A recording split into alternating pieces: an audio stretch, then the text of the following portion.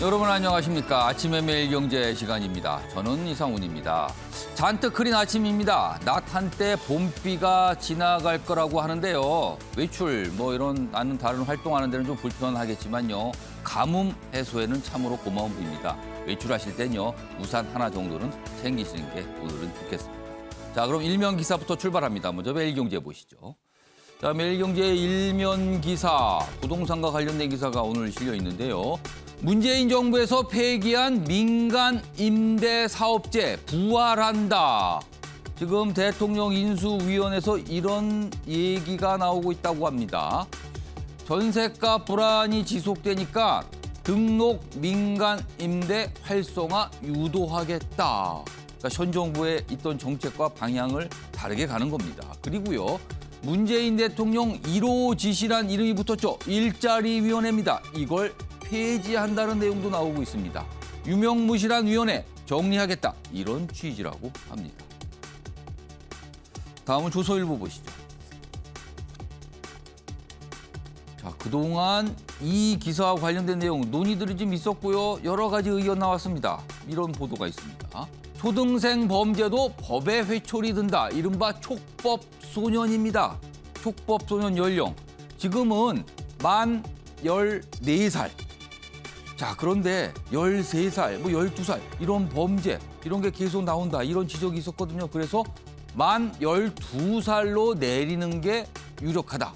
지금 인수위 발 기사인데요. 이런 내용도 논의되고 있다고 합니다. 이번엔 한겨레 보시죠.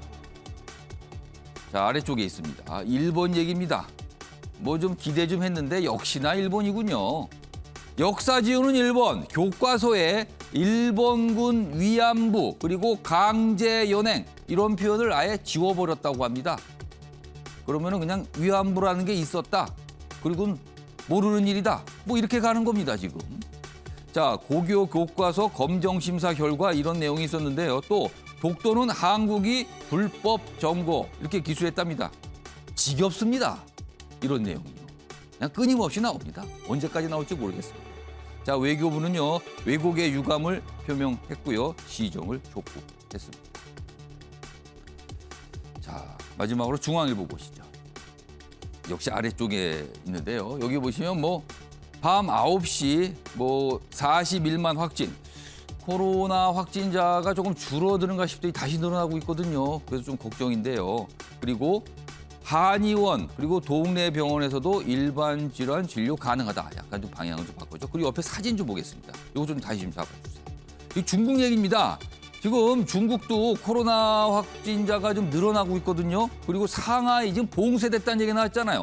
그런데 이 사진 보세요. 상하이에 등장한 코로나 격리 장벽입니다. 상하이 지역을 아예 막아버린 거예요. 그리고 이 장벽을 눌러놨어요, 이렇게.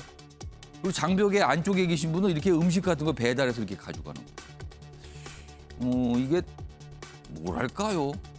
좀 뭔가 걱정이 돼서 조치를 취하는 거지만 다른 나라에서는 볼 수 없는 현상 같기도 합니다. 지금 많은 나라들은 이미 좀 방역을 해제하고 뭔가 다른 방향을 잡고 있는데 중국만 유독 이렇게 강력한 장벽을 두르는 상황까지 가고 있다. 이 사진으로 소개되고 있습니다.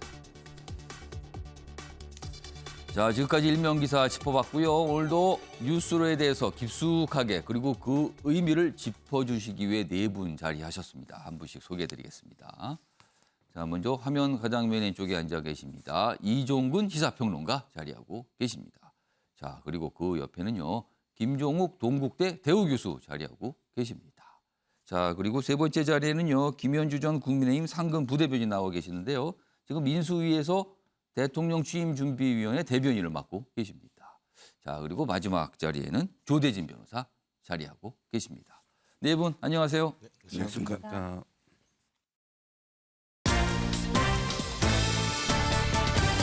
오늘 다룰 주요 이슈들을 네 가지 키워드로 정리했습니다. 아침을 여는 키워드 화면에 준비되어 있습니다. 오늘 주요 이슈 한눈에 보실 수 있습니다. 3월 30일 수요일 순서입니다. 먼저 첫 번째 보시죠. 전기요금입니다.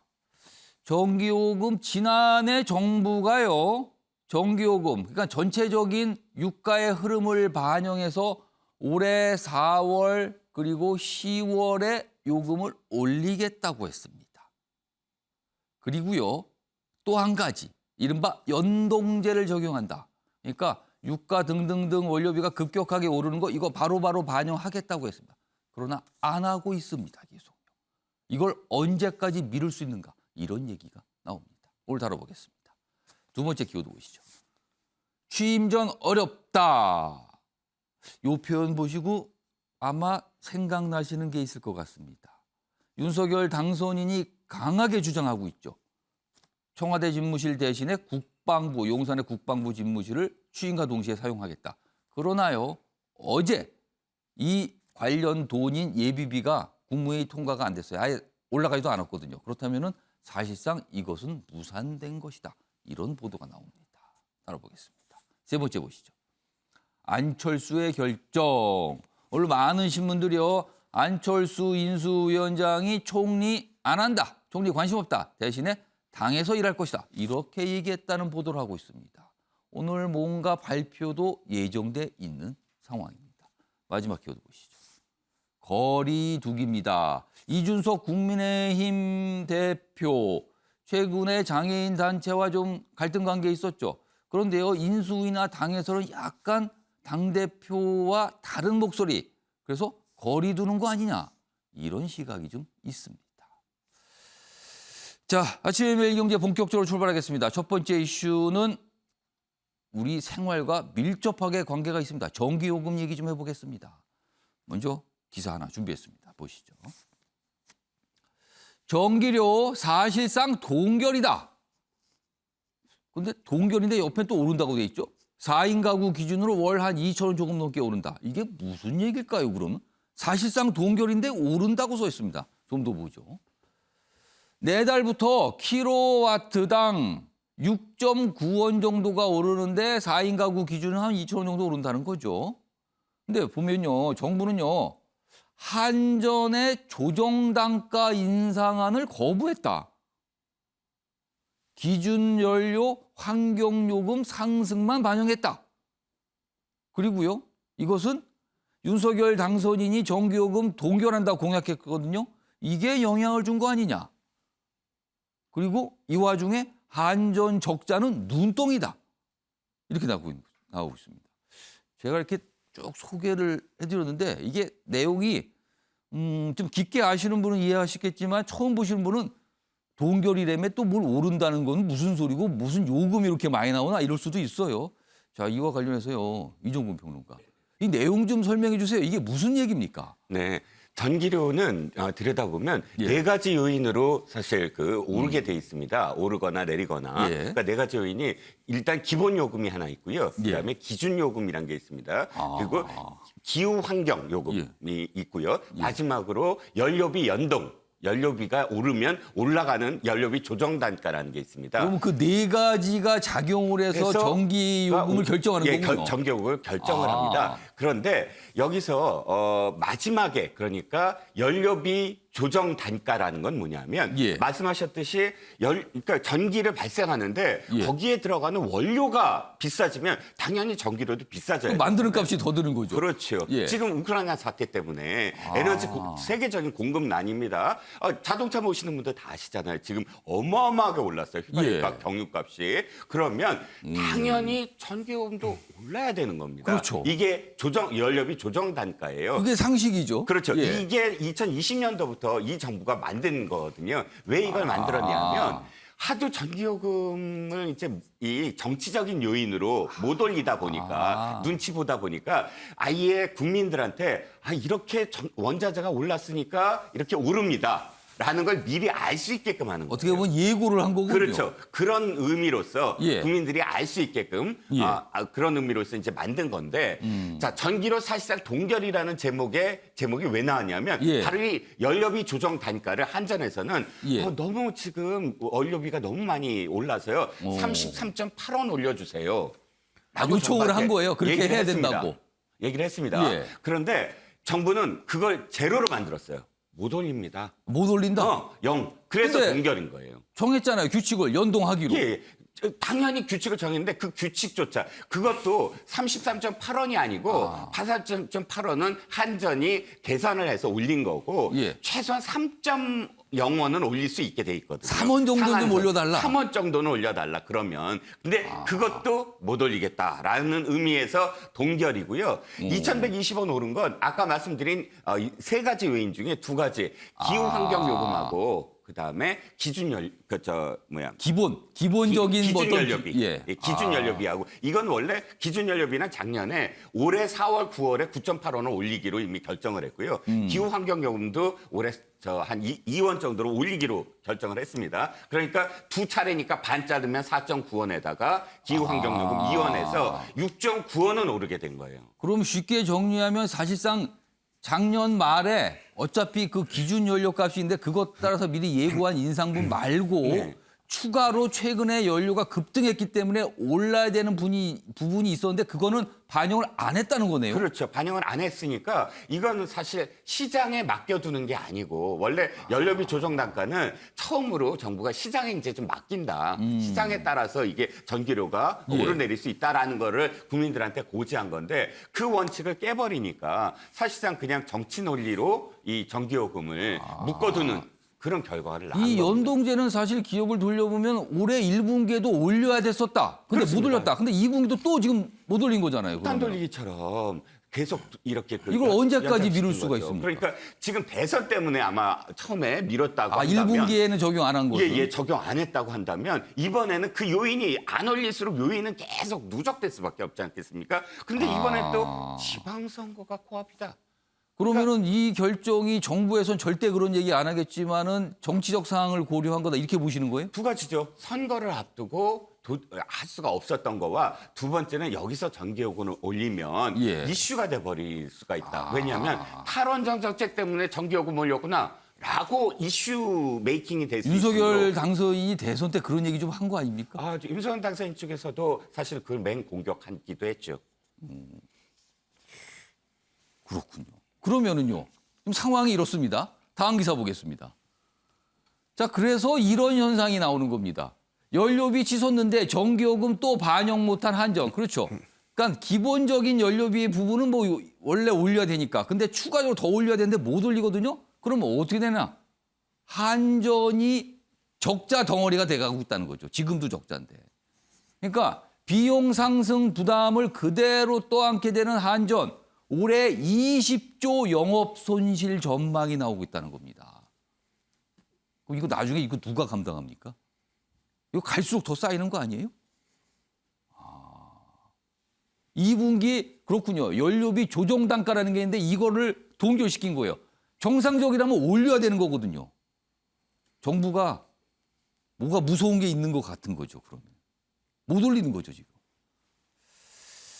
자, 그럼 이게 이런 상황이에요. 다음 기사 보겠습니다. 연료비 조정 단가 또 동결. 그렇죠. 앞에 내용입니다. 인상 부담은 그대로 윤석열 정부로 넘어간 거다. 그런데요. 조대진 변호사. 네. 윤석열 당선인은 대선 공약 중에 하나가 전기요금 동결이었습니다. 네. 그럼 이게 어떻게 되는 겁니까? 지금 엄청난 부담으로 넘어가게 됐는데 동결한다고 약속을 했어요. 이거 정말 동결할 수 있습니까? 그러니까 수정될 수밖에 없는 상황이고요. 그 당시에 이제 윤석열 당선인도 이제 여러 가지 공약을 할 때 세밀하게 보지 못한 부분도 있었을 거라고 보여집니다. 근데 이제 지금 뭐 기사에서 나오다시피 전기요금을 안 올릴 수 없는 상황이거든요. 그리고 지금 전기요금이 다음 정부 때는 올려야 되는에도 불구하고 지금 현 정부에서는 그리고 부처에서는 지금 올리지 못하겠다라고 지금 결정을 내려놓은 상태인데 예. 현실을 반영한다면 다음 정부 윤석열 정부에서는 이게 전기료를 현실화할 수밖에 없는 상황이고 그렇죠. 이거 분기별로 이게 판단을 하게 돼 있거든요. 네. 지금요.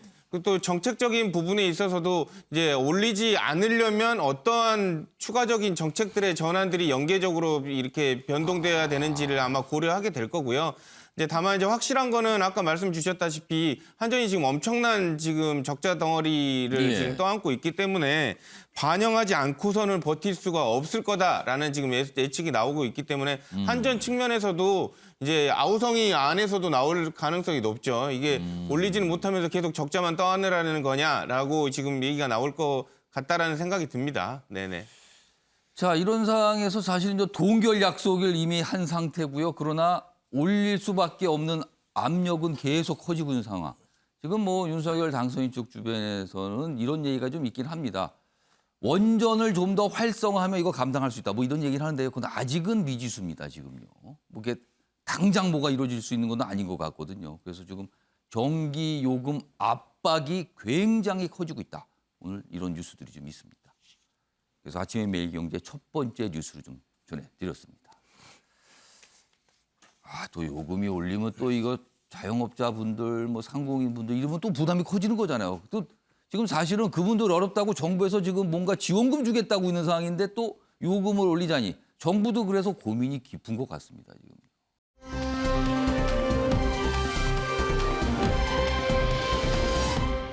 자, 다음 이슈로 가보겠습니다.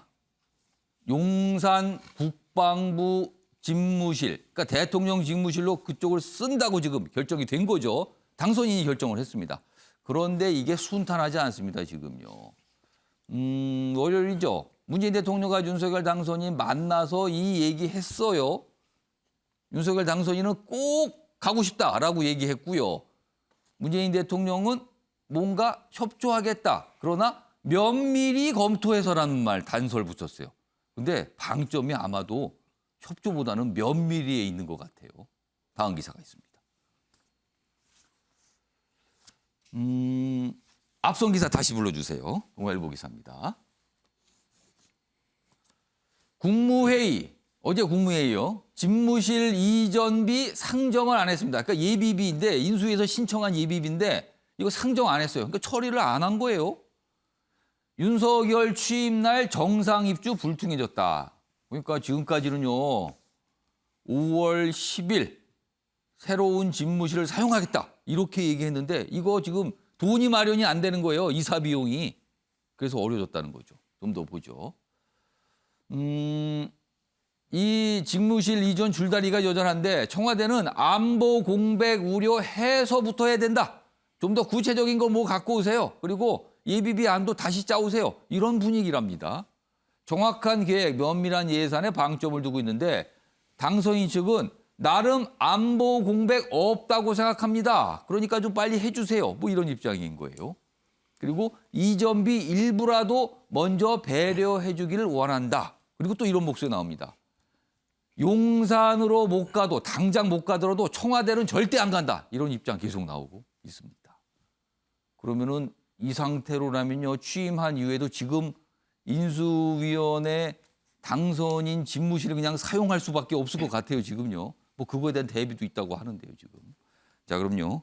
이와 관련해서 당선인 대변인이 한 말이 있습니다. 어제 오전에 뭐 질문을 받고 한 내용인데요. 들어보시죠. 그 용산과 관련해서는 앞서 드린 말씀과 같습니다. 그래서 저희가 먼저 예단해서 혹은 먼저 앞서 나가서 드릴 수 있는 부분은 없는 것 같습니다. 서로가 공감대를 이룬 사안에 대한 원칙을 확인한 만큼 이에 대한 실무 협의는 조속히 그리고 긴밀하게 추진이 될 것이다 라고 말씀드리고 싶습니다. 뭐 조속히 긴밀히 추진된다고 하는데 뭐 똑 부러지는 억까 무슨 설명 이건 아직 나오지 않고 있습니다. 기사 하나 더 보시죠. 면밀히 살펴보겠다는 집무실 이전 예산, 윤 당선인 취임 전 용산행은 사실상 난망이다. 이렇게 쓰고 있습니다. 뭐 예비비 신청 관련 절차 아직 그렇습니다. 어제 국무회의 통과 안 됐거든요. 그러면 다음 아니면 그 다음 국무회의? 그런데요. 통과되더라도 시기상으로 굉장히 늦어요. 지금요. 그럼. 지금 인수위 내부에서는 뭐 여기 뭐 장제원 비서실장 한 얘기가 적혀 있는데 뭐 예산에 시간이 걸릴 것이다. 그러니까 이래저래 따져보면 5월 10일 날짜 맞추기 어렵다. 이렇게 되는 겁니다. 지금요. 자, 김윤주 대변인께요. 사실상 5월 10일 진짜 어렵게 된 겁니까? 그러면은 어떻게 취임 이후에 어떻게 이 근무가 이루어지는 겁니까? 그러면 앞으로. 뭐 최장기간 당선인과 대통령의 만남이 이루어지지 못하다가 19일 만에 그새 이루어지지 않았습니까? 이제 뭐 한술에 배부를 수는 없는 것이죠. 뭐 그런 이를테면 플랜 B를 상정해 분명히 두었을 것이라고 생각하고요. 예. 당일에 이제 장제원 비서실장 발표에 의하면은 화기애애한 분위기였다. 최장 시간 두 분이 만났다. 예. 이전 역대에 비해서 이렇게 이제 좀 좋은 쪽으로 해석을 하고 말씀해 주셨다시피 면밀하게 검토해서 협조하겠다라는 이제 워딩이 나왔습니다. 예. 그런데 이제 같은 문구를 놓고도 사실 해석은 본인 측에 유리하게 하는 것이 일반적 뭐 인지 그 다음 날 어제 언론도요. 협조에 방점을 두고 보도한 곳이 있고 면밀히에 방점을 두고 보도한 곳이 있어. 다 달랐어요. 어제도요. 그렇습니다. 인수위 입장에서는 아무래도 협조 쪽에 무게감을 실지 않았을까라는 생각인데 그런데 이제 매주 화요일 열리는 국무회의 어제 김부겸 총리가 이제 주재를 했음에도 불구하고 이와 연관된 예. 예비비 상정이 이루어지지 않았다라는 이제 결론을 예측했을 것이라고 저는 예. 생각합니다. 그렇기 때문에 이제 어차피 5월 10일 취임 이후에 바로 용산행이 어려워졌다라는 이제 타임 스케줄이 나온 것이죠. 인수위도 이제 그거는 이제 현실로 받아들여야 되는 상황입니까? 그러면 그렇습니다. 그러니까 어차피 너무 이제 서두르는 감이 없잖아 있다라는 지적이 있었기 때문에 차분히 준비해서 그러면 좀 더 이렇게 더 차분하게 좀 다지자라는 이야기가 분명히 나올 것이고 예. 그럼에도 불구하고 일부라도 이전에 필요한 비용들을 이제 협의해가는 과정들이 분명히 있을 것이라고 생각하고요. 이철희 정무수석과 장제원 실장 간의 루트가 지금 열려 있는 만큼 예. 차분히 이것을 진행해 나갈 것이다. 이제 그렇게 예측하고 있습니다. 집무실 말은 이게 어렵네요, 지금요. 자, 김종욱 교수님. 사실은 여론상으로는 좀 반대가 많아요. 이 집무실을 옮기는 것에 대해서. 그런 상황에서 예비비 관련 협조가 사실은 순탄하지 않은 거예요, 지금 이 상태는. 그리고 5월 12일 어떤 목적, 이 시점으로 정했는데 그게 지금 어려워진 상황이거든요. 이거 좀 어떻게 보세요? 그러니까 일단 뭐 인수위가 데드라인으로 얘기했던 3월 25일이 이미 지났기 때문에 전체적으로 뭐 이것은 인수위 차원에서도 5월 10일 이전에 어떤 이전하는 자체가 불가능하다는 것을 인정한 측면이 있기 때문에 저는 이제 속도전은 불가능하다라고 보는 것이고 그러려면 말씀하신 것처럼 착실히 이전하는 게 더 중요한 거겠죠. 핵심적 이유는 뭐냐면 일단 이 문제와 관련해서는 윤석열 당선인과 인수위가 실패한 거예요. 왜냐하면 공약 실패인 거죠. 일단 그 당선된 다음에 3일 만에 광화문 시대와 관련해서 이전할 수 없다라고 국민에게 사과를 한 상황인 거고 그 3일 이후에 용산이라는 이전 얘기를 꺼냈기 때문에 기본적으로 본인이 얘기했던 공약사항에 대한 제대로 된 점검이 없었다라는 거야 하는 것들 갖다가 스스로 인정한 측면이 있는 것이고요. 예. 말씀하신 것처럼 국민 여론도 녹록치가 않아요. 반대가 상당히 높은 상황입니다. 뭐 그 이유 중에 하나 같은 경우는 갑자기 이렇게 공약상을 얘기하면서 용산으로 가지라고 하는 의구심이 있는 것이고 또는 안보 공백이라는 게 분명히 있는 거죠. 예. 군 통수권자가 예를 들면 어떤 군용권을 발동을 해야 되는데 이사하고 있으면 이게 되겠습니까? 상식적으로. 이런 측면의 문제가 분명히 있는 것이고 예. 또 실무적으로도 마찬가지인데요. 이 정확한 이전 계획이 핵심이에요. 예비비 집행을 하려면 정확한 이전 계획이 나와서 인수위와 국방부 간에 협의가 돼서 액수가 나와야 돼요. 액수가 나와서 기재부에 올려야 되는 것이고 예. 기재부가 오케이가 되면 그때부터 국무회의 올라갈 수 있는 상황인 건데 여기서 절차가 아무것도 안 된 상황인데 뭐 언론 같은 경우에서는 왜 예비비에 올리지 않아라고 얘기하는 건 그 과정을 다 알면서 예비비를 올릴 수 없는 상황을 분명히 알면서 제가 올리는 정치적 레토리라는 생각이 분명히 들기 때문에 제가 볼 때는 오히려 청와대에 조금 계시다가 착실히 준비해서 국민들이 그래 이렇게 착실히 준비했으니 용산 시대를 열어도 큰 문제가 없어. 라고 얘기를 듣고 가시는 게 제가 볼 때는 훨씬 더 좋지 않은 방법이 아닌가 이런 생각이 들어요. 앞선 기사 동아일보 기사 다시 좀 불러올까요?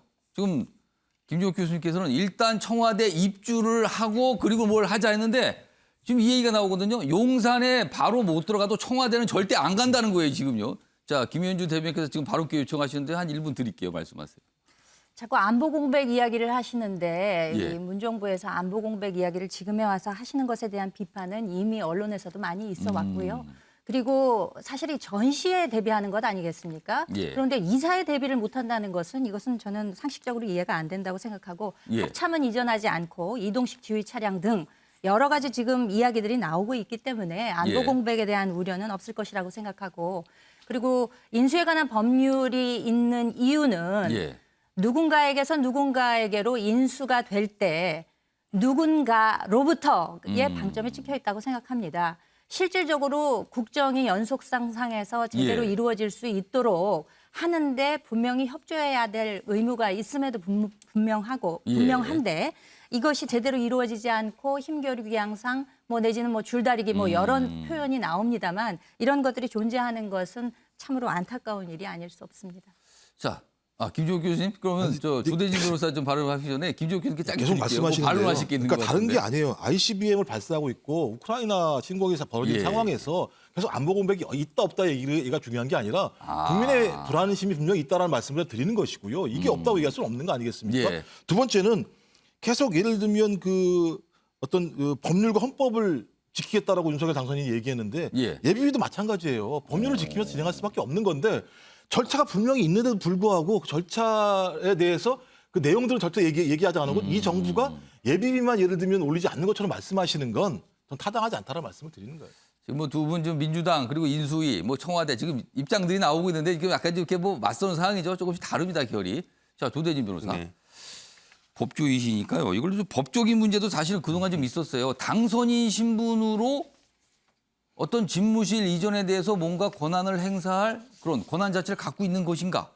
아니면은 취임한 이후에만 할 수 있는 것인가? 뭐 이거에 대한 사실 지적도 그동안 있었는데 이거는 좀 어떻게 보십니까? 일단 뭐 당선인이니까 그 의견을 구체적으로 낼 수 있는 거는 뭐 사실이죠. 예. 그리고 그거를 이제 정부에서 받아들여서 이제 반영을 해주는 것도 이제 어떻게 보면 자연스러운 그 과정이라고 볼 수 있는데 예. 저는 뭐 이러한 논쟁을 보면서 좀 걱정스러운 부분이 물론 이제 새로운 당선인이 뭐 예. 본인의 직무 공간을 옮기겠다라고 뭐 결정하는 것은 뭐 나쁜 거는 아니라고 봅니다만 이제 제가 걱정스러운 국민의 한 사람으로 걱정스러운 거는 앞으로도 국정 운영을 윤석열 당선인이 이렇게 할까봐 그게 걱정스러운 겁니다.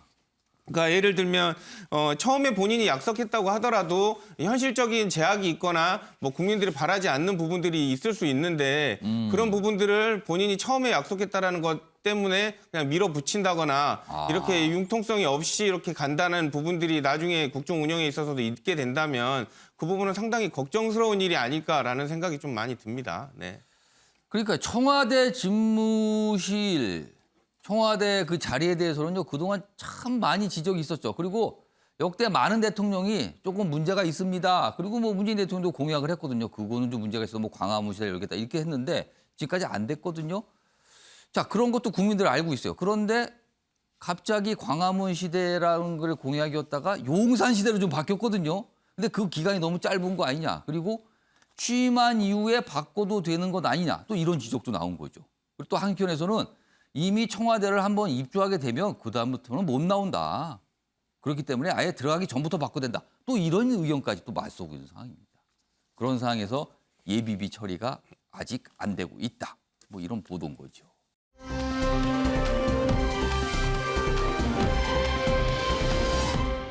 자, 다음은요.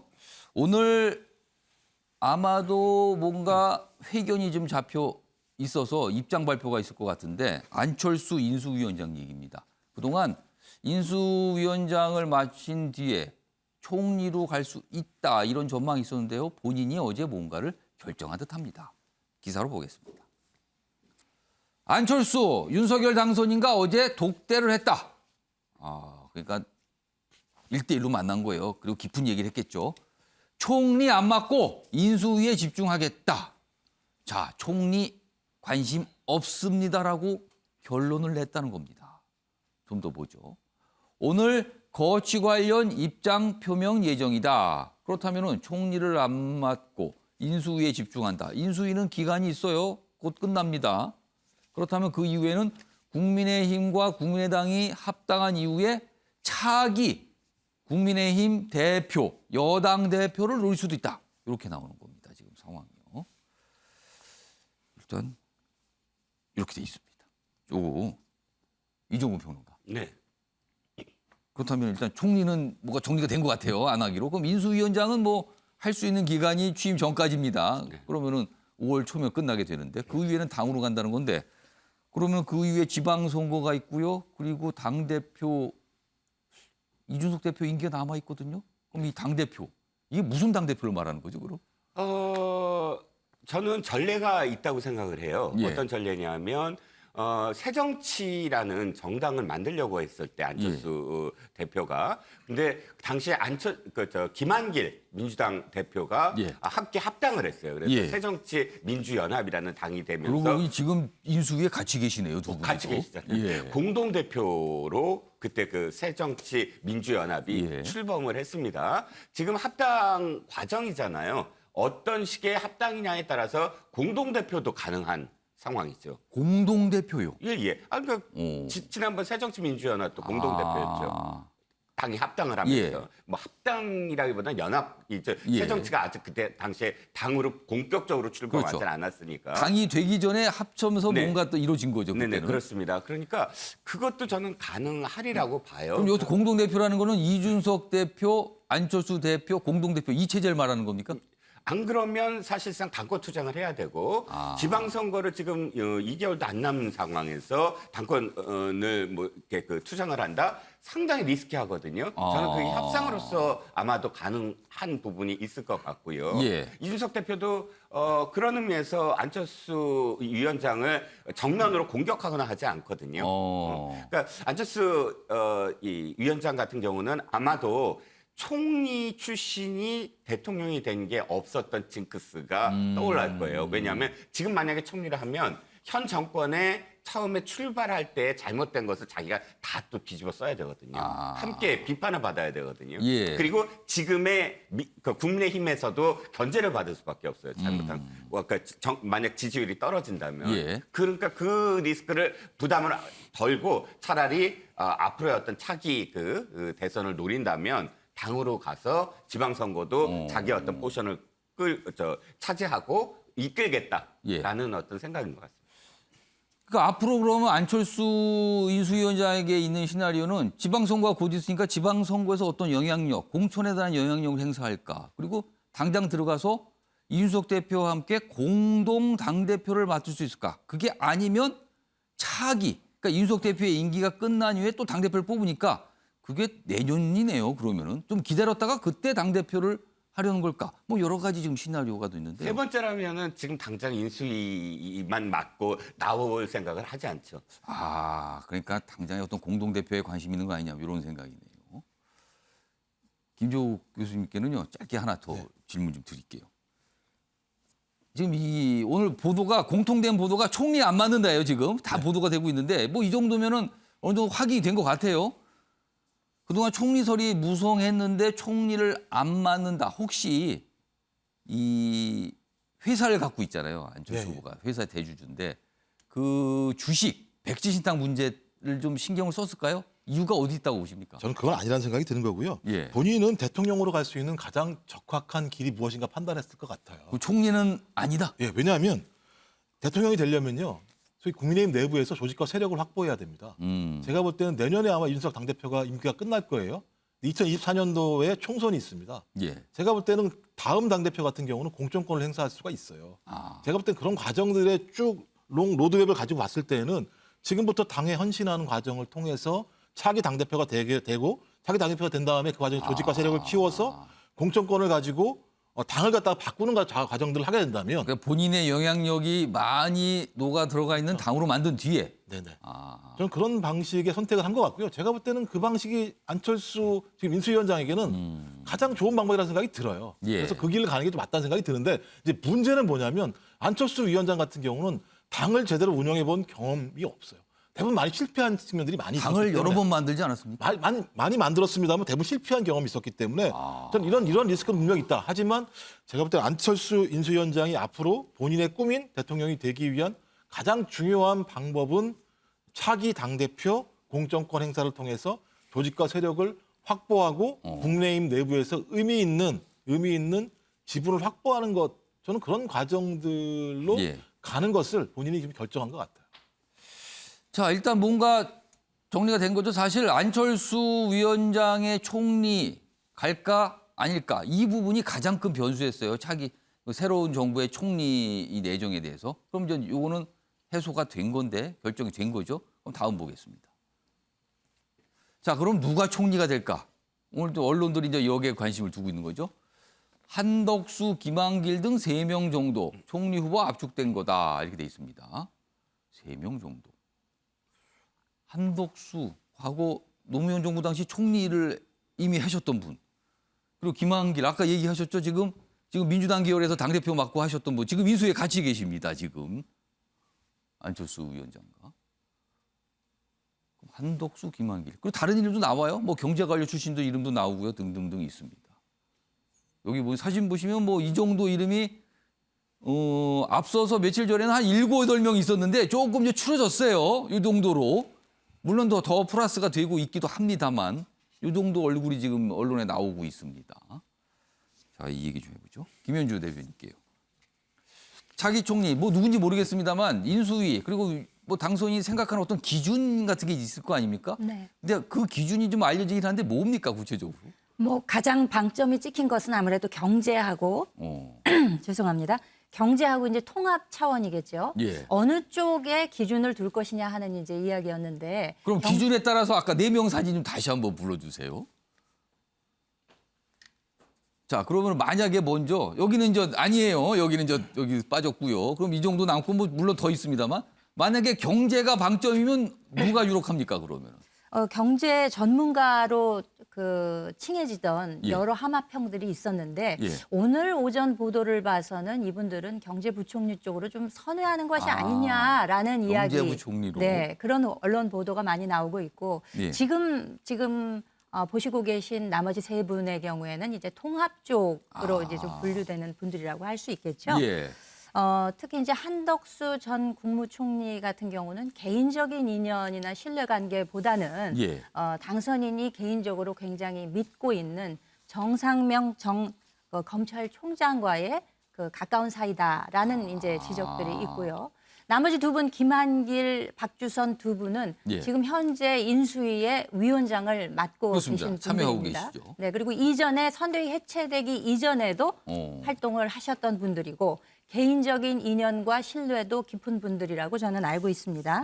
김한길 현재 인수위 국민통합위원장 같은 경우에는 전에 새시대위원회 위원장을 맡지 않으셨습니까? 그리고 뭐 개인적인 인연 그리고 뭔가 이렇게 상담하고 이런 모습들도 이전에 비춰줬었기 때문에 지금 맡은 자리도 통합위원장이군요. 또. 그렇습니다. 예. 이름에도 이제 통합이 들어가기 때문에 통합의 방점을 찍는다면 이분도 이제 상당한 무게감이 지금 실리고 있고 박주선 전 국회 부의장 같은 경우도 이분이 이제 검찰 선배 출신이죠. 한참 기수로는 굉장히 많이 차이가 나긴 합니다만 이분의 경우에는 그런데 또 굉장히 독특한 이력이 있죠. 4번 구속되셨는데 4번 다 무죄 판결을 받으신 바가 있습니다. 그렇기 때문에 이제 본인이 말씀하시기에도 검찰의 이미지가 많이 희석됐기 때문에 나는 자연인이다라는 일반인이다라는 이야기를 그러니까 만약에 많이 하고 계십니다. 총리에 오르게 된다면 아니 대통령도 검찰 출신, 총리도 검찰 출신 뭐 그럴 수가 있는데 희석이 됐다 그 뜻입니까 그러면? 네, 그렇습니다. 그리고 뭐 정치적 배경이나 지역 차원에서도 통합의 의미에 상당히 방점이 찍힐 수 있는 그런 지금 하마평에 오르고 계신 분들인데 내부 인사 검증을 통해서 이르면 주말쯤에 당선인이 후보자를 지명하지 않을까라는 지금 예측도 주말이면 나오고 있습니다. 오는 일요일쯤이겠네요 아마도요. 네, 그렇죠. 이제 뭐 청문 절차 같은 것을 감안해 볼 때 이제 거꾸로 예. 역산을 해보게 되면 4월 초에는 이것이 이제 이루어져야 된다라는 지적이 있지 않습니까? 과거의 인수위 때 보면은요 당선인과 어느 날 같이 들어오는 어떤 분 이분이 되게 총리거든요. 그러면서 이분입니다 이렇게 소개를 합니다 통상적으로. 과거에 그런 모습이 좀 있었습니다. 기다려보면 알겠죠. 지금 언론들이 좀 열심히 취재를 하면서 매일같이 이제 총리 누가 유망하다 뭐 이렇게 좀 쓰고 있는 상황이 납니다.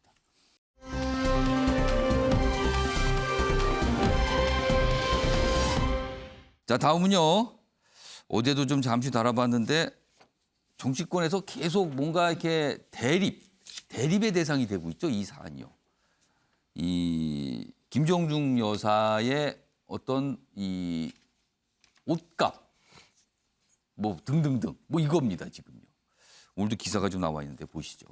어제 청와대가 최근에 논란에서 이제 반박을 하는 입장을 강하게 냈죠.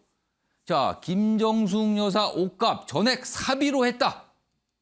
특활비 논란에 반박 나선 청와대. 그러니까 처음에는 이게 의전 비용에서 뭐 나간 거 아닙니까? 특활비에서 나간 거 아닙니까? 뭐 이런 거였잖아. 어제는 의전비는 그런 데 쓰는 게 아니다라고 얘기했고 특활비도 아니다라고 얘기를 했어요. 그러니까 강하게 받아서 반박을 한 거죠. 여기 보시면 또 순방 행사용 의상은 기증 그리고 반납을 했다. 기증받아서 입고 반납을 했다. 또 이런 설명도 있었고요. 그리고 이른바 무슨 이게 치타인지 호랑이 모양인지 무슨 브로치 있었잖아요. 이게 무슨 굉장히 유명한 브랜드 고가다. 뭐 2억짜리 아니냐. 뭐 이러는데 사실 무구이다라고 설명을 또 다시 한번 했습니다. 다만 사비로 다 한 건데 그 사비가 얼마인지 그거는 밝힐 수가 없다. 개인적인 문제다. 이러면서 또 밝힐 수 없다고 했죠. 아무튼 이런 상황입니다. 어제 청와대 설명을 좀 더 화면으로 소개해드리겠습니다. 보시죠. 자, 여기 보면 특활비 사용 등 근거 없는 주장을 제기하고 있으나 전혀 사실 아니다. 이런 입장입니다. 다음 보겠습니다. 그리고요.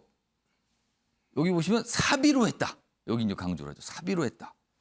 그리고 기증하거나 반납했다. 그러니까 지원을 뭐 이런 어떤 행사에 국제 행사 등으로 지원받은 의상은 기증 그리고 반납했다. 이걸 강조합니다. 다음입니다. 그러면서 이렇게 얘기합니다. 비서실 특활비가 국가 외교 안보 등 사유로 공개하기 어렵다는 점을 빌미로 사실과 다르게 주장하는 것에 대해 유감스럽게 생각한다. 그러니까 특활비는 공개할 수 없다. 그러니까 이걸 자꾸 파고들어서 공격하는 거 아니냐. 그럼 이거는 무슨 뜻일까요? 우리도 공개하고 싶다. 이런 게 깔려 있는 걸까요? 아무튼 이런 상황 어제 강하게 반박을 했어요. 그렇지만 이게 논란이 끝나지는 않은 것 같습니다. 다음 기사 보시죠. 여기 보면 역시 뭐 청와대 어제 반박한 거 소개돼 있는데 여기 보시면 야당에서는요. 비용 안 밝혔잖아요. 특활비 공개하면 끝날 일인데 왜 공개 안 합니까? 할 수 있습니다. 이렇게 또 얘기를 하고 있습니다. 자, 그럼요. 이와 관련해서 여야에서 나온 목소리 들어보겠습니다. 의상비 논란의 촉발 자체가 저희를 의심할 수밖에 없었습니다. 특수활동비 내역을 공개하기 어렵다는 점을 악용해 퇴임하는 대통령 내외의 도덕성에 흠집을 내겠다는 의도로 밖에 볼 수 없기 때문입니다.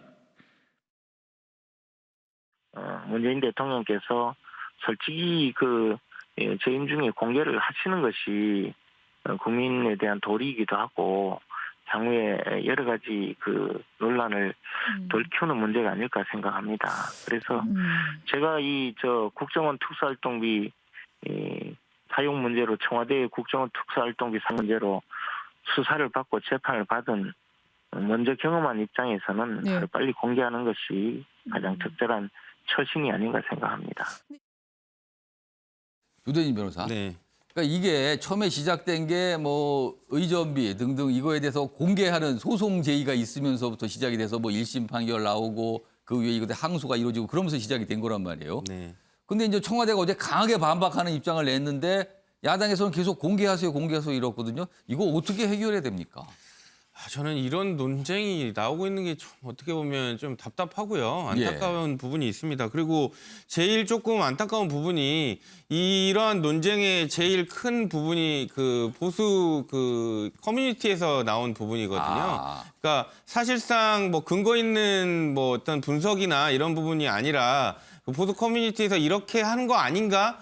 하더라라는 그 얘기를 근간으로 해서 나온 부분들이 대부분인데 예. 이런 부분을 제일 공당인 국민의힘에서 받아서 그대로 공격거리로 삼고 있어요. 예. 그러니까 그런 부분들을 봤을 때 이게 과연 그 정도로 문제를 삼을 부분인가라는 부분이 되게 좀 답답하고요. 논쟁을 하지 않아도 될 부분을 가지고 논쟁거리를 만든다는 점에서 참 안타까운 생각이 듭니다. 그리고 예.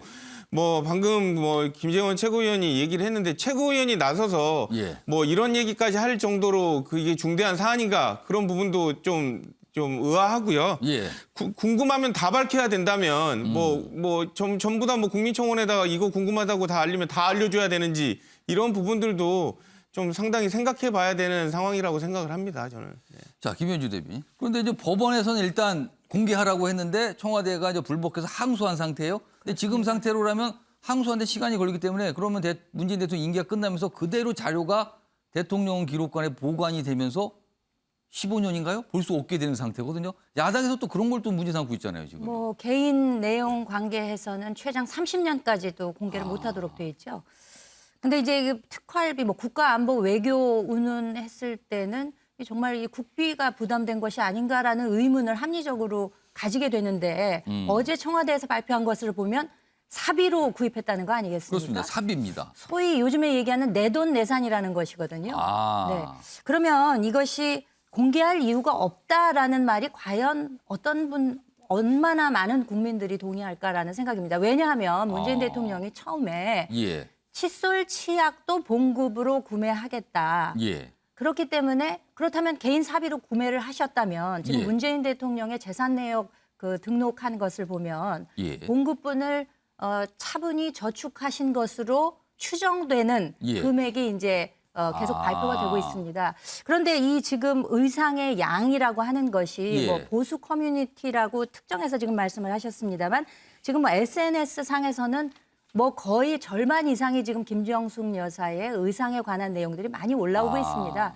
이 의상에 관계돼서는 분류별로 이렇게 나와 있는데요. 뭐 코트, 롱자켓, 예. 원피스, 투피스, 바지 정장 뭐 이런 식으로도 분류가 되어 있고 장신구 같은 경우에는 예. 귀걸이, 목걸이, 반지, 브로치, 가방, 스카프 이렇게 해가지고 그 아이템 수가 어마어마한데 이것이 가격에 고화를 차치하고라도 예. 이 정도의 아이템 수가 된다면 이 금액이 상당할 것이다. 예. 그렇다면 사비가 부담이 되었다면 이 논란을 더 확대시키지 말고 전부 공개하시지 말고 예를 들면 한두 가지라도 예. 이런 것이 이 정도 가격인데 이 정도 영수증, 이 정도 가격대로 내가 구매를 했다. 예. 한두 가지 정도라도 근거를 대면서 해명을 해야지 내 돈으로 구입했다라는 것이 해명이 될 수가 없는 것이거든요. 이것은 일방적 주장에 가깝습니다. 그렇기 때문에 예. 어떤 근거를 가지고 이야기하시지 않으면 예. 이 논란이 더 확대돼서 예를 들면 지난 그 대선 당시에도 김혜경 씨의 그 법카 예. 소고기 논란 예. 이런 것들이 점점 시간이 지나면서 확대되는 양상이 있었거든요. 예. 이것이 확대되다 보니까 지금 문 대통령 내외의 순방이 그 외유성이 강하지 않느냐 이런 것으로까지 지금 확전 양상을 보이고 있기 때문에 예. 이것을 확실하게 해명하기 위해서는 어떤 근거와 국민들이 납득하실 수 있을 만한 그 자료를 한 가지라도 좀 제시를 하시면서 해명이 이루어져야 하지 않을까라는 생각이 듭니다. 지금 조대진 변호사 그리고 김윤주 대변인 이 두 분 설명 들어보셨는데 좀 다르죠? 많이 다릅니다, 지금요. 자, 김종욱 교수께서는 어떻게 보고 계십니까? 저는 매우 의도적이고 악의적이다라는 생각이 들어요. 왜냐하면 이거 지난주 토요일 날 기사가 처음 시작됐어요. 토요일 날, 일요일 날, 월요일 날, 화요일 날 말씀하신 보수 커뮤니티랑 보수 언론에서 엄청나게 공격을 했습니다. 근데 왜 청와대가 대답하지 않느냐고 얘기하는데요. 예. 월요일 날 문, 윤 회동을 했어요. 예. 그 전에 이걸 어떻게 해명을 합니까? 회동이 끝난 다음에 해명할 수밖에 없는 거죠. 그리고 그다음에 바로 그 다음날 해명한 거예요. 청와대가. 예. 어제 했습니다. 예, 개인 사비로 다 구입했다. 협찬받은 것 반납하거나 기증했다. 예. 특활비는 이 내용이 없으니 특활비는 공개할 수가 없다. 특수활동비를 공개할 수 없는 거니까요. 지금 예. 법상. 그다음 네 번째는 개인 사비로 구입한 것을 국민에게 공개하등의 이유가 없다. 이 네 가지 원칙을 얘기를 했어요. 예. 근데 이게 뭐가 문제가 있는 거죠? 그러니까 저는 이 과정이 뭐가 문제가 있다는 거죠? 그러면 예를 들면 특수활동비 이게 있다라고 청와대가 얘기했으면 특수활동비 일부를 밝히면 돼요. 근데 아니라고 얘기했잖아요. 그럼 뭘 밝히라는 거죠? 그럼 예를 들면 모든 사람들은 개인이 산 거에 대해서 공개할 의무가 있는 건가요? 저는 이게 좀 이해가 안 되는 거고요. 예. 저 그래서 이게 상당히 의도적이고 악의적이다. 그리고 과거 계속 뭐 박근혜 전 대통령 예를 드는데요. 그때 공개했던 2016년 얘기는 뭐였냐면 그 최서원 씨가 그 고영태 씨가 증언한 건데 청문회장에서 예. 옷 100여 벌, 그다음에 가방 3, 40개 정도를 제작을 해서 박근혜 전 대통령이 준 거 아니냐라고 한 증언이 있어서 그럼 만약에 이거 갖다가 돈을 주지 않게 되면 뇌물죄 아니냐. 예. 이것 때문에 논박이 벌어졌던 내용들이거든요. 근데 이걸 지금이랑 유사한 것처럼 말씀을 하시면 되게 문제가 많다. 그럼 제가 볼 땐 그런 거죠, 원칙적으로. 왜 사비로 구입한 거에 대해서 공개해야 되는지에 대해서 국민의힘이 좀 설명을 해 주시라. 전 이 부분에 대해 설명이 없다면 앞으로 예를 들면 모든 공직자의 예를 들면 부인들 같은 경우는 커뮤니티에서 문제 제기하면 예. 본인이 사비로 산 거에 대해서 다 공개해야 되는 겁니까? 전 좀 이해가 안 돼요, 그런 데는. 자, 이정구 평론가. 그 국민의힘이 지금 예. 바로 답변을 못할 테니까 예. 지금 교수님 말씀에 제가 답변을 답변을 하겠습니다. 해주세요. 공당의 입장은 아닙니다. 예. 근데 이게 보수 커뮤니티가 이거 문제 제기한 거 아니에요. 어디서 문제 제기했냐면 납세자 연맹에서 문제 제기했습니다. 예. 납세자 연맹에서 2019년도에 정보 공개 소를 제기했어요. 예. 근데 이 납세자 연맹이 보수 무슨 단체 아니거든요. 아. 납세자 연맹은 2015년도에도 박근혜 정부한테 청와대한테 특활비 공개하라 한 그러니까 거기는 곳이에요. 세금 문제를 집중하는 예, 곳이죠. 예. 그러니까 예. 진영이랑 상관없이. 예. 그런데요. 2015년도 이거 최서원 씨 등장하기 전입니다. 근데 2015년도에 납세자 연맹이 특활비 공개하라 했을 때 예. 당시에 문재인 새정치민주연합 대표께서 예. 하신 말씀이 있어요. 청와대 특활비는 무조건 투명하게 다 공개해야 합니다. 다 동영상 있어요. 아. 이때 최서원 씨 등장 안 했어요. 예. 근데 특활비 공개하라라고 하신 그거를 그대로 하시면 돼요. 근데 예. 납세자면에서 그때 했을 때 예. 청와대가 그럼 어저께 그 이야기한 대로 하지도 않았어요. 그냥 이거 안보 문제입니다. 뭐 공개 못합니다. 그러니까 2018년도에 그러니까 2019년도에 소를 제기했고 그리고 행정법원이 지금 얘기했어요. 이거 안보 기밀 상관없으니까 공개하라. 1심에서 그렇게 나온 거죠. 1심에서 나왔어요. 예. 그렇다면 두 가지예요. 2015년도에 최서원 씨 등장하기도 전에 그 당 대표께서 하신 말씀 지금 지키시면 돼요. 근데 지금에 와서 이거 특활비니까 공개 못한다? 이게 말이 안 되는 거고요. 예. 자, 미국이요. 영부인들 옷 예. 삽니다. 그런데 사비로 삽니다. 왜?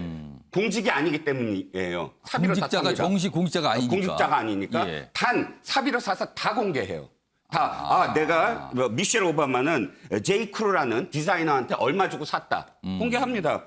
멜라니아, 랄프 로렌에서 예.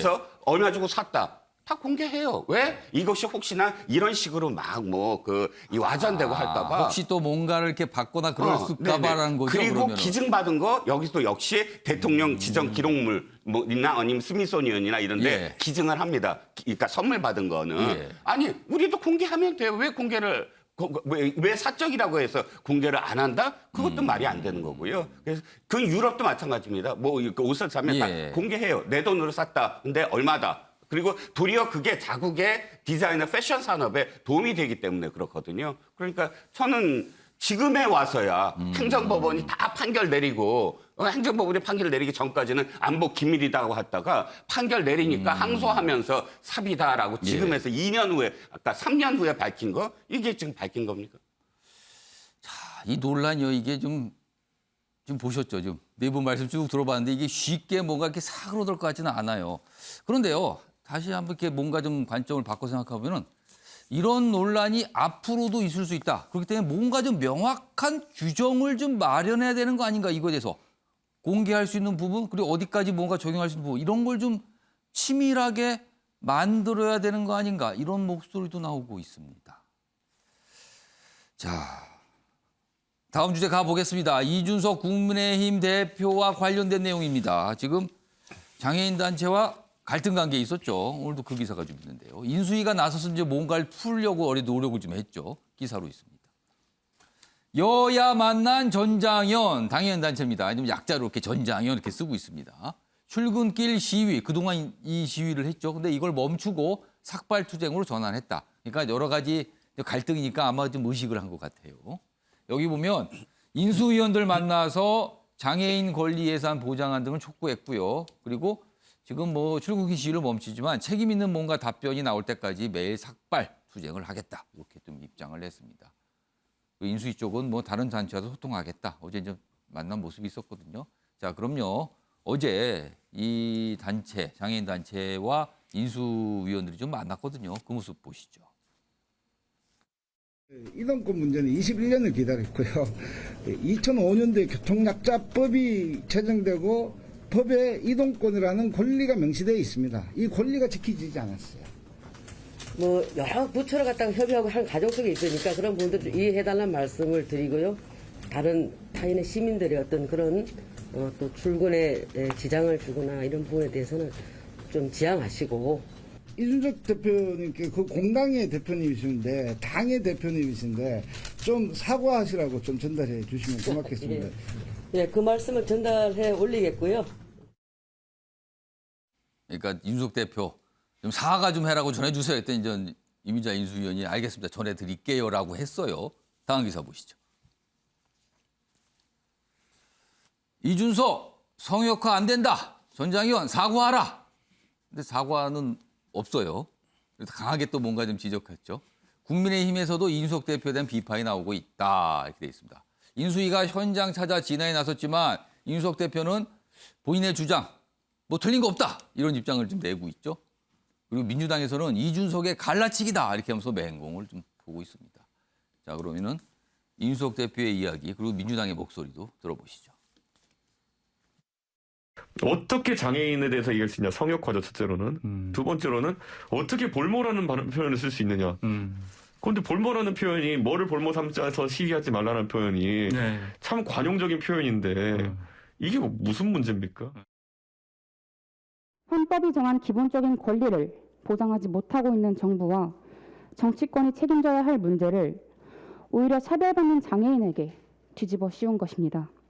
이 발언으로 상처받으신 장애인분들께 같은 정치인의 한 사람으로서 제가 대신 사과드립니다. 자, 김현주 대변인. 지금 뭐 국민의힘 내부에서도 조금 이준석 대표를 비판하는 목소리가 어제 좀 나왔어요. 그리고 인수위도 가만히 분위기를 보면 이준석 대표하고 조금 거리를 두는 느낌이 분명히 있거든요. 이거 당이나 인수위가 지금 부담을 느끼는 겁니까, 지금? 헌법에 보장된 권리의 차원이죠. 사실 누구라도 평등하게 대우받을 권리가 있고 근데 장애인분들은 이동권 주장을 강하게 하고 계신 거예요. 그렇습니다. 그렇기 때문에 여기에 대해서 이의를 갖고 있는 분들은 아마 안 계실 것이라는 생각이고요. 다만 이 권리를 주장하는 방법에 있어서 방법상의 문제를 좀 지적한 것이 아닌가라고 생각이 됩니다. 이게 이제 시민들의 불편을 끼칠 수 있는 방법으로 이것이 이제 표현되었기 때문에 이준석 대표의 경우에는 방금도 이야기가 나왔습니다만 성역화, 볼모라는 이제 단어를 썼는데 본인은 원리 원칙에 입각해서 이야기를 한 것으로 저는 생각이 됩니다만 다만 이것을 이제 들으시는 분들 입장에서는 좀 거북하게 들으시는 분들도 있을 비문명적 뭐 이런 표현도 좀 있었죠? 네, 있을 수 있다는 주장이 분명히 있습니다. 그렇기 때문에 이제 이게 어떻게 보면은 외부에서 보기에는 이제 불협화음으로 비칠 수 있는 것이고 사실 뭐 국민의힘은 그간에도 이 사안이 아니더라도 늘 불협화음이 있어 왔습니다. 투닥거리는 모양새가 분명히 있었고 표현 방식에 있어서도 차이가 있습니다. 근데 여기서 이제 주목할 점은 이렇게 유격이 생기게 되면 민주당이 이제 그 틈을 항상 파고든다는 것이죠. 민주당이 강하게 지금 뭔가 비판하고 있죠, 지금. 네. 그래서 지금도 뭐 이제 대리 사과를 일종의 이제 하셨는데 이런 경우에 이것을 과연 어떻게 보면은 대안을 제시하는 것인가라고 생각할 수도 있겠습니다만 사실 장애인 그 단체 입장에서도 지금 이 전장현 아니고 지체장애인 협회 같은 경우에서는 이준석 대표와 같은 입장을 내는 같은 목소리를 내는 곳도 있기 때문에 이 과연 볼모 성역화 이런 단어에 대해서 직접적인 사과가 있어야 되는가 하는 필요성에 대해서는 생각해 볼 부분이 분명히 있다고 생각하지만 그럼에도 불구하고 정치권이 약자를 생각하고 그리고 뭔가 해결책을 제시하고 대안을 제시해야 된다는 차원에서는 분명히 여기서 짚고 넘어가야 할 부분이 있다고 생각합니다. 기사 하나 더 보겠습니다. 사과할 일 아니다. 이런 입장을 지금 냈죠. 그래서 저쪽에서 아까 보셨지만 영상에서 좀 사과 좀 하라고 전해주세요. 근데 사과할 일 아니다. 뭐 이런 입장인 건데 당 인수위는 거리두기다. 이렇게 돼 있습니다. 국민의힘에서는요. 여기 아래쪽에 있어요. 개인 발언이다. 당론 아닙니다. 그렇지만 당대표란 말이에요. 그러니까 이게 주목을 받고 있는 거죠. 인수위는 전장현과 면담, 소통 의지를 보였다. 이렇게 돼 있습니다. 조대진 변호사, 어떻게 좀 보시고 계십니까? 좀 뭐 이준석 대표가 아직도 본인이 당대표가 아니라 정치 패널이라고 생각을 하고 있는 것 같아요. 네. 그 정치 패널이라면 이런 평론 가능하죠. 근데 이제 본인이 이준석 대표가 지난해까지 여기 자주 나오셨는데. 네, 그렇죠. 제 옆자리에서도 평론도 하고 그러셨는데 이제 공당의 대표면은 일단은 국민들이 어떻게 내가 말하는지에 대해서 생각을 할 필요가 있고 그런 부분들을 좀 청취하는 듯한 태도가 돼야 되는데 이준석 대표는 이제 워낙 본인이 뭐 스펙도 좋고 그러다 보니까 똑똑하죠. 그러다 보니까 논리로 반박하고 이런 부분에 대해서 되게 그러니까 본인이 논리로 진다는 거에 대해서 못 견뎌하는 게 있는 것 같아요. 지금 그러는 거 아니야 혹시? 네, 그래서 내가 잘못한 게 뭐냐? 나는 뭐 합리적인 단어로 반박을 했다. 지적을 했다라고 얘기를 하니까 예. 그거 사과할 게 없다라고 얘기를 하는데 이게 이제 국민의 입장에서 볼 때 당신이 정치 패널이 아니라 당대표인데도 불구하고 이렇게 얘기를 하고 사과를 안 하는 것 자체는 불편하다. 이런 부분이 있고요.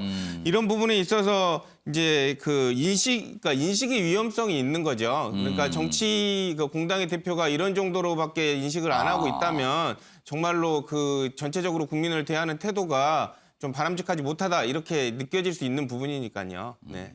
조대진 변호사는 아까 윤석열 당선인 관련해서도 또 그런 행태를 다른 곳에 보이는 거 아니냐. 또 인식의 문제. 이준석 대표에 대해서 오늘도 인식의 문제 이런 걸 좀 집중적으로 지적하고 계시네요 오늘.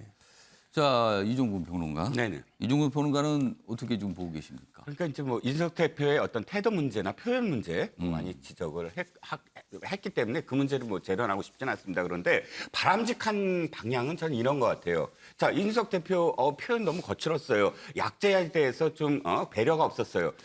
거기서 그치는 게 아니라 사실은 뭐가 돼야 되냐면 그래 그럼 장애인들이 지금 뭘 주장하고 있지? 이동권? 그럼 이동권은 어디까지 되고 있지? 여기에 대한 공론화가 사실 더 필요한 거 아닌가요? 사실 그게 중요하죠. 예, 그게 지금 중요하죠. 현실이 어떻고 어떻게 뭔가를 지원받고 있는가. 예, 이런 게 이분들이 중요한 뭘 거죠. 주장하고 있는 것인가. 예. 그리고 그걸 역대 정부들이 얼만큼 받아들여졌는가가 중요한 거거든요. 예. 간단하게 말씀을 드리면 사실상 박원순 서울시장 시절도 그렇고 또 지금의 문재인 정부도 그렇고 그 전 정부도 그렇고 예. 상당히 많이 수용하고 있었어요.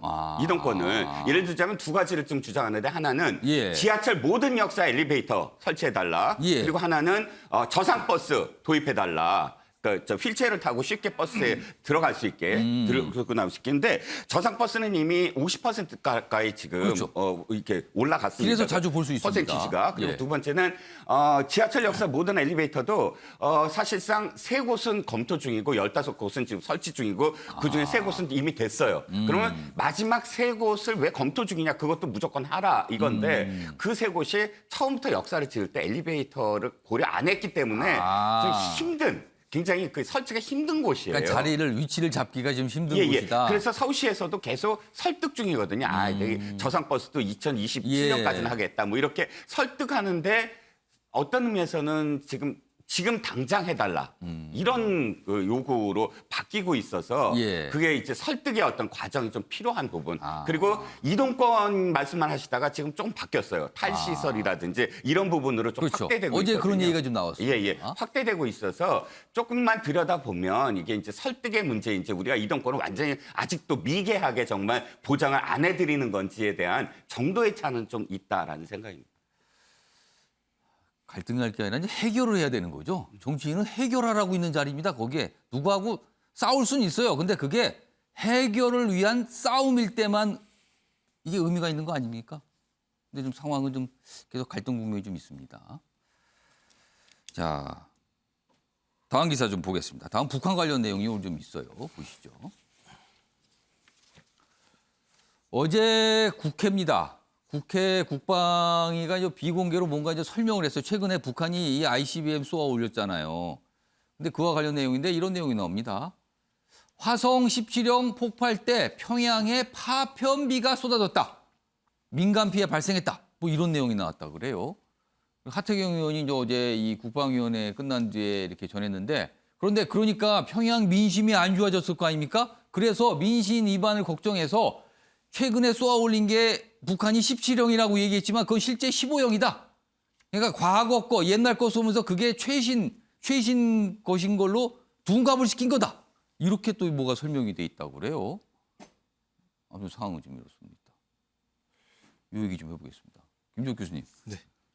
일단 이게 평양 상공에서 뭐 몇 킬로 상공에서 날아갔는데 터졌으면 이게 굉장히 심각한 일 아니었을까요, 진짜? 그렇죠. 이랬다면? 말씀하신 것처럼 실패를 했다고 얘기하고 그 잔해들이 떨어졌다고 얘기하는 건 상상을 초월하는 사태. 만약에 서울에서 그런 일이 벌어졌다. 이건 상상하기 어려운데요. 제가 볼 때는 정권 내놔야 되는 상황이 갈 수도 있는 상황이죠. 그 정도 상황이라고 얘기한다면. 근데 이제 문제는 그런 것 같아요. 그러니까 북한이 계속 장기적인 제재를 당한 상황이었고요. 예. 북한 경제 상황이 상당히 어려운 상황입니다. 그러니까 주민들이 이걸 견디는 이유는 뭐냐면 이런 모든 고통이 미국 때문에 있다고 생각하는 거예요. 근데 이게 가능하려면 수령은 무어려야 돼요. 수령은 오류가 없는 사람인데 예. 미국의 강력한 제재 때문에 이런 일이 된다라고 하는 것들이 맞아야 되는 상황인데 예. 말씀하신 것처럼 수령이 지금 한 행위 아니겠습니까? 화성 17형이라고 하는 것. 이게 실패했다고 얘기하는 건 전체적으로 북한이 얘기하고 있는 통치 철학 자체가 흔들리는 문제가 그러니까 발생할 수밖에 없는 거죠. 실패라는 게 있어서는 안 되는 거다. 네네. 근데 이제 이게 발생한 거죠.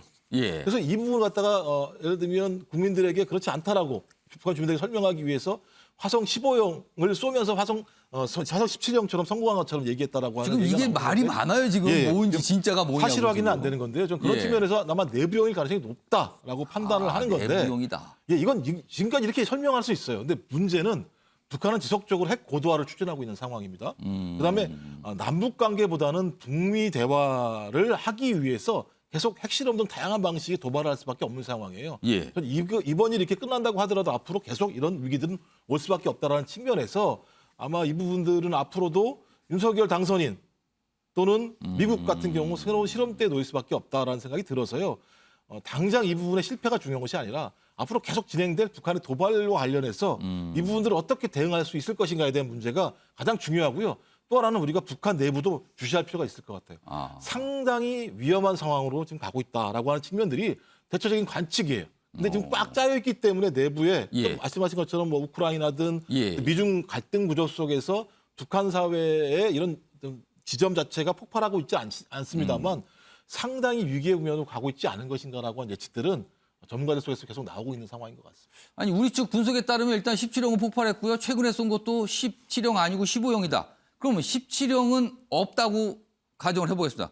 그럼 15형은 갖고 있는 거 아닙니까? 이 자체도 위협 아닙니까? 그렇죠. 그건 이미 이제 실험에 성공한 내용이기 때문에 예. 성공을 했기 때문에 15형을 가지고 17형인 양 쐈다고 얘기하는 상황이거든요. 그러니까 좀 더 뭔가 개량된 거. 그렇죠. 훨씬 더 높아진 기술력을 가지고 있는 것이고요. 그래서 화성 17형이 만약에 실험에 성공했다고 얘기한다면 미국 같은 경우도 상당히 많은 위협을 느낄 수밖에 없는 상황이 되는 거죠.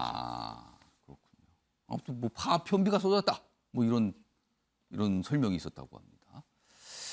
다음은 마지막 기사인데요. 뭐 시간이 많지 않아서 소개만 좀 드리겠습니다. 지금 민주당 내부에서 이제 경기지사 선거 뭐 경쟁이 시작이 됐는데요. 뭐 기사 하나 보겠습니다. 이런 상황에서 김동연 새로운 물결 대표 어제 이제 합당 얘기를 했죠. 민주당과 합당한다고. 근데 서울시장이냐 경기도지사냐 어디 출마할 것인가. 이거에 대해서 이번 주에 출마지를 결정하겠다. 이렇게 좀 입장을 냈어요. 자, 민주당과 합당 선언했는데 경기도지사 출마할 때는 민주당에 들어가서 하는 거잖아요. 그럼 경선을 해야 됩니다. 그런데 이미 민주당 내부에서 여러분이 경기도지사 출마한다고 손을 들었어요. 그럼 이런 분들과 경쟁을 해야 되는 거예요. 근데 갓 당에 들어갔어요. 과연 지지 세력이 있겠는가? 뭐 이런 거 나온 거예요. 그렇다고 추대라는 거? 이건 또 다른 주자들의 반발을 살 것이다. 그래서 여러 가지 지금 전망과 얘기가 있는데 아직 명확하게 입장을 밝히진 않았습니다. 자, 아침의 매일경제 오늘은 여기서 마무리하겠습니다. 시청해 주신 여러분 고맙습니다.